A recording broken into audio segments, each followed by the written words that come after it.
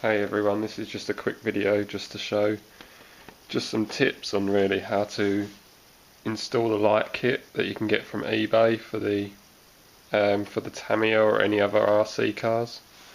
Something that I found with these kits, I'll just show you here. This is one all wired up. It gives you the option to stick the control box into the roof, and then you can actually run the wires between the windscreens just down the side there, so you don't actually see it from the outside.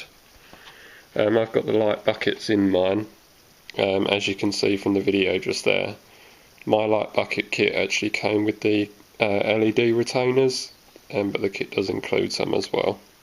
One of the tips I would recommend, if you haven't already installed your light buckets by sticking them in with the double-sided tape, it's a lot easier to screw in the little screws that hold the actual lights in if you can put them in before you stick the light buckets in, because some of the screws at the back there are very fiddly to actually get to.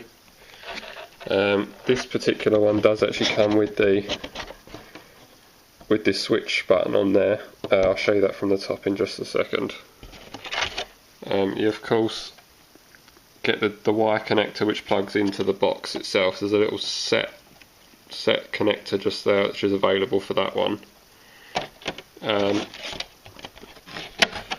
It's the same story with the back just there. Just choose where you want the LEDs. They're various sizes, same as all the kits on eBay, so you can just choose where you want them to go. This is just the basic 4-mode kit. It's not the one with the indicators that change depending on which way you turn or anything like that. It just has the strobes. From the outside you can actually see you should be able to just about see the LEDs themselves. I haven't got it fully wired up yet, but yeah, you can actually notice the difference between having the LEDs and then not having them in. It is a noticeable change.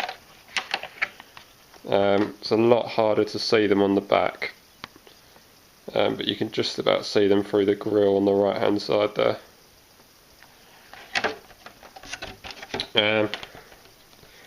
There's the actual set button on the top there. My chassis that came with my kit actually had a hole for the antenna located already, so that made it a lot easier just to unscrew that top screw, push it through, and then put it on, and it retains it. It's just a little push button to set the modes. There's 4 modes, like I said, on this one. And overall,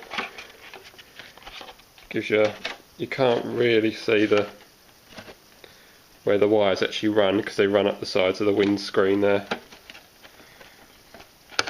Of course, if you look closer, you are going to see them through, because they are inside through the top there.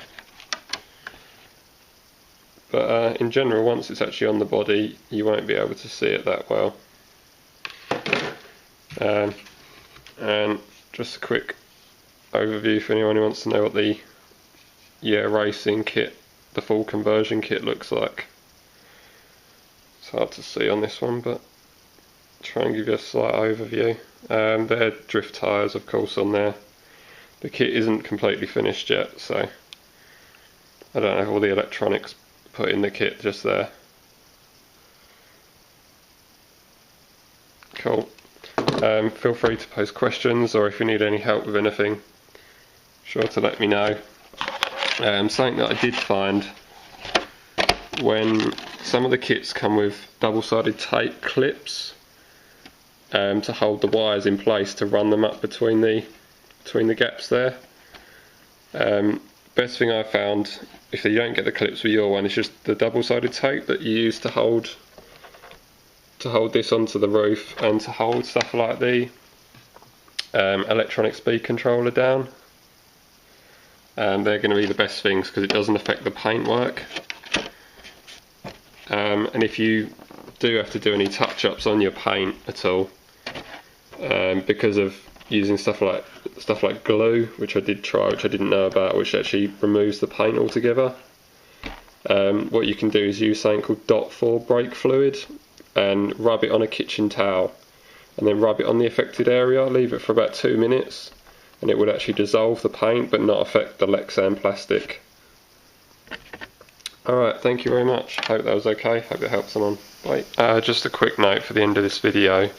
When I was talking about the .4 brake fluid, this is to remove any overspray if you have to respray a section, because when I had to respray just a little corner down here, you can see a slight mark on it there. Some of the overspray went just onto the windscreen there. It's obviously white paint, so this front windscreen isn't tinted at all, while the side windows are. So you could quite easily see the white paint. So I just popped down to my local hardware store, and it is just normal .4 brake and clutch fluid. Tiny little bottle, cost me about €6. And within 2 minutes of putting it onto the area, just a tiny amount, it will actually remove the paint, like I said, and not affect the Lexan, so you could actually use this on a whole body and actually respray the body completely if you wanted to. And there is other videos, of course, on YouTube of people doing this, but that's just a little tip for the end of it, just in case you have any issues. Alright then, see you soon.